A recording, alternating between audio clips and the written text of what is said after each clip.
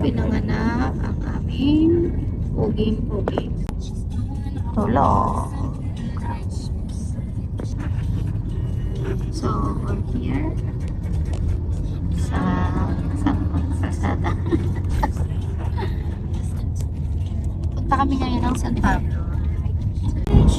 Dreaming about today when you wake up and find what you're looking for. Been here the whole time. We're going to San Pablo para maghanap ng bahay na maupahan. Ang aming nakita ay dalawa. Meron isang bukong 4,000 na bandang San Isidro, bungalow type na bahay, may parking yan din. Villa Vita ang kanyang subdivision. At isa naman sa Savannah Phase 1, banda dun sa bahay natin, subdivision. Iisipan namin kung isa na lang sa Savannah South kasi malapit sa school, then hassle.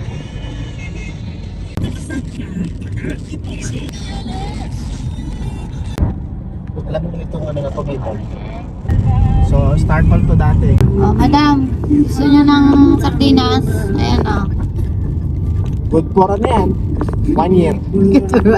Ewan ko na lang. 1 year supply ng sardinas. Hindi ko alam kung dialysis. Dialysis ka na yan. Sigurado. Si Rocky, hindi mo yan eh. Saan naman? Saan naman?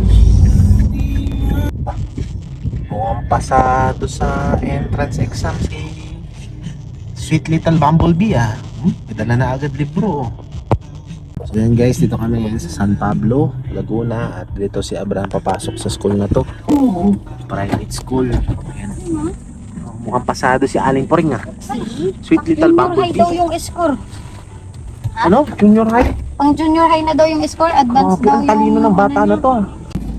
Oh, yes. SM San Pablo.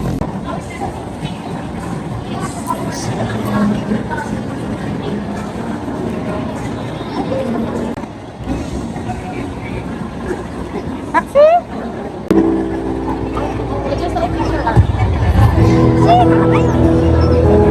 Hinlag tulo.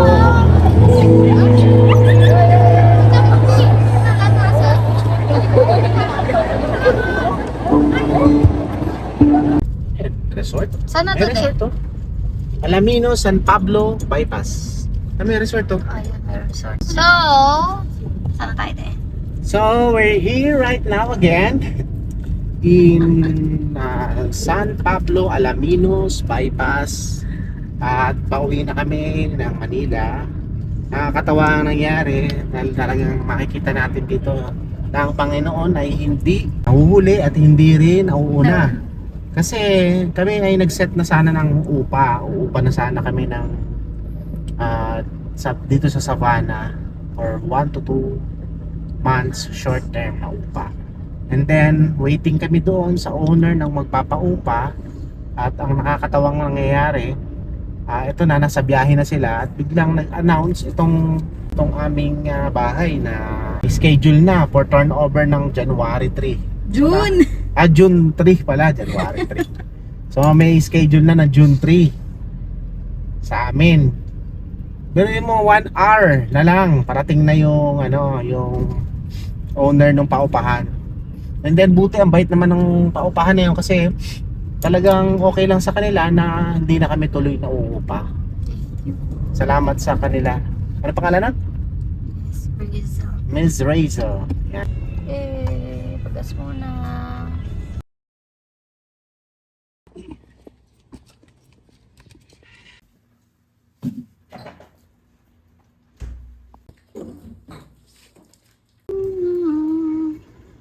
Kaya kami ay ginising mo pa sa umagang ito, Lord. Thank you sa walang sawa pagsama sa amin, sa pag-unawa, pagpasensya sa bawat isa, Lord. Ito na gamit. We're going. Saan yun na ba ito? Sa inyo lang.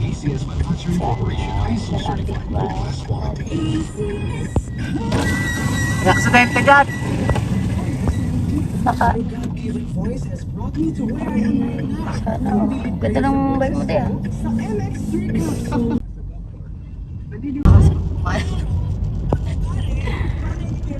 Si Daddy. Pag-ibig.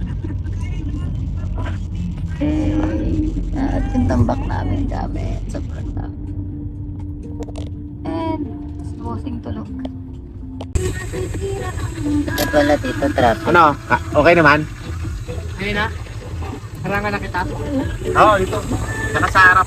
Ano babae, kailangan ba meron ng RFID? Ayun nga rin eh. Wala rin load. Meron namang RFID dito. Kailangan dagdagan mo. Pagod mag-try. Bait naman ng engineer na yan. Tuloy na. Bait ng engineer kasi. Yes! We're moving in! May padala agad ako. Praise God, thank you Lord. Puyat-puyat. Diretso. Yung sa likod namin, nandiyan yung big bike tapos yung gamit. Yes, asa na sila. Ayun. Thank you kay Kuya Atan, Kuya Dazel, Madam Marichi, Daniel, na nagatid ng big bike. Kay Kuya, na pinatuloy kami ng ilang araw. Salamat sa lahat na sumuporta, nagpa-prayers. Sa lahat na nag-pray. Yay! Daga. Thank you, Kay and Aina. Ayun naman, next. Hakot, hakot.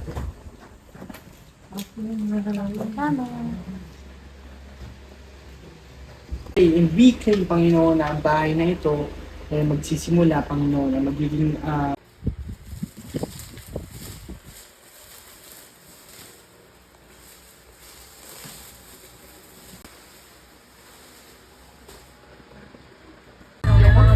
My partner eh. Tsaka wala pa akong kalala.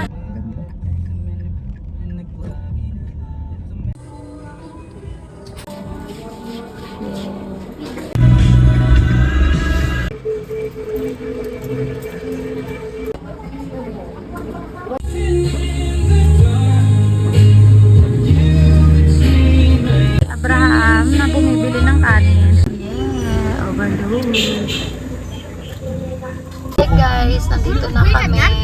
San Pablo. Yan ang dahilan. San Pablo. Ito yung reason bakit gusto sa San Pablo. Tingnan mo naman oh. Ano mo, i-white mo. Zoom. Yeah. Guys, I'm in my vlogger era.